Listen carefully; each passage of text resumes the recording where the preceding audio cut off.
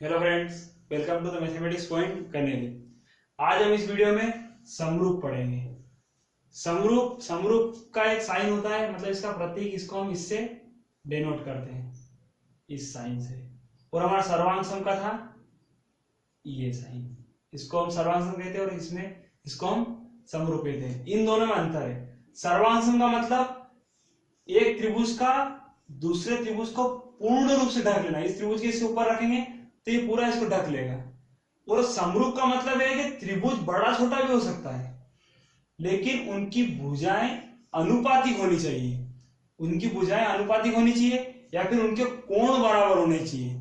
और इसमें इनकी भुजा बिल्कुल इनकी भुजाओं से बराबर होनी चाहिए, उनके कोण भी बराबर होने चाहिए, तभी सर्वांग सम होता है। लेकिन समरूप में ऐसा नहीं है। समरूप में खाली कोण बराबर होने चाहिए या फिर भुजा अनुपातिक होनी चाहिए। भुजा की लंबाई से कोई मतलब नहीं, कितनी लंबाई हो, बिल्कुल लंबाई सेम नहीं होगी इनकी, लेकिन ये ऐसा नहीं होगा ये इसकी लंबाई के बराबर है, लेकिन इनकी अनुपातिक भुजा जरूर होगी। जैसे अनुपातिक भुजा कैसे, मैं बता रहा हूं। जैसे मैंने त्रिभुज लिया और एक छोटा त्रिभुज लिया, मान लो इसका ये पहली थ्योरम सिद्ध करते हैं हम। यहां दे रखा 30 का कोण,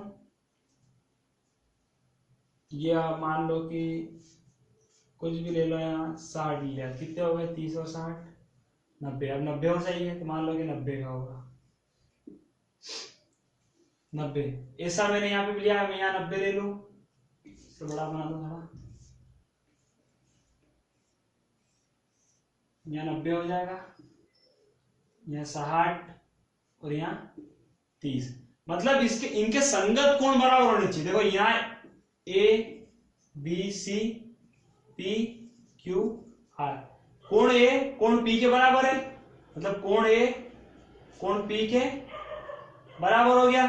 और कोण बी कोण क्यू के, कोण बी कोण क्यू के बराबर हो गया। और कोण सी कोण आर के, कोण सी बराबर कोण आर।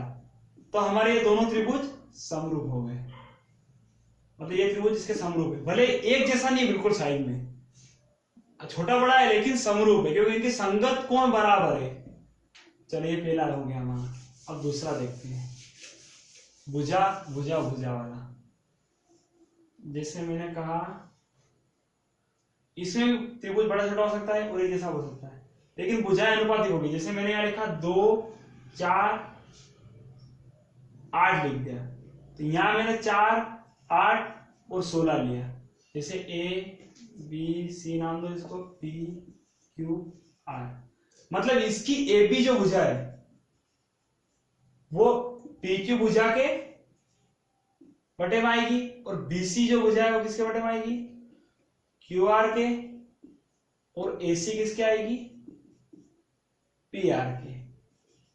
अब इनके मान रखते हैं। ए बी कितना है 2, तो पी क्यू कितना है 4, बीसी 4 है, क्यू आर 8, एसी कितना है 8 और ये 16। अब इसको काटते हैं। यहां आएगा 1:2 बराबर 1:2 1:2। ये तीनों बराबर है, मतलब ये तीनों भुजाएं समान अनुपातिक है, मतलब एक समान अनुपात में है, तो ये दोनों त्रिभुज समरूप है। अगर एक भी अलग आता है, यहां पे मान लो कि 17 आ गया, तो ये नहीं कटता। अब ये समरूप नहीं है, दोनों त्रिभुज ये समरूप नहीं है। अगर ये 16 रहेगा, मतलब इनकी भुजा अगर अनुपातिक है तो ये समरूप है। इनका एक जैसा बिल्कुल होना जरूरी नहीं है, मतलब हर सर्वांग सम समरूप होता है, लेकिन हर समरूप सर्वांग सम नहीं होता, ये ध्यान रखना। अगला को भुजा कोण भुजा। जैसे मैंने एक त्रिभुज बनाया A B C P Q R, भुजा कोण भुजा।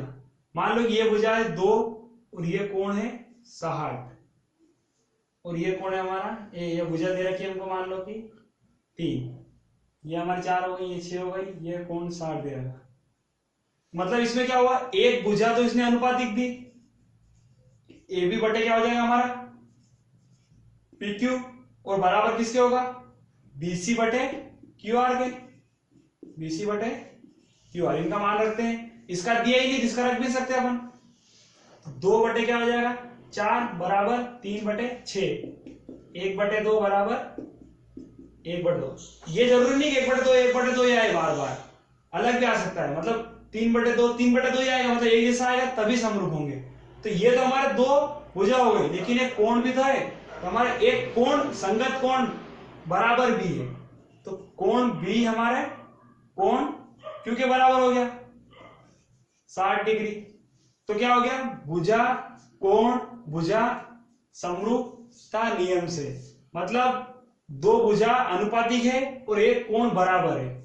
शुरू से देखना, इसमें तीनों कोण बराबर होने चाहिए।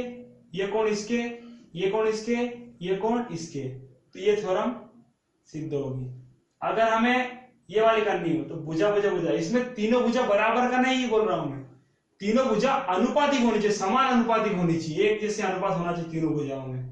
जैसे ये भुजा इसके संगत भुजा होनी चाहिए अनुपातिक, ये इसके और ये इसके।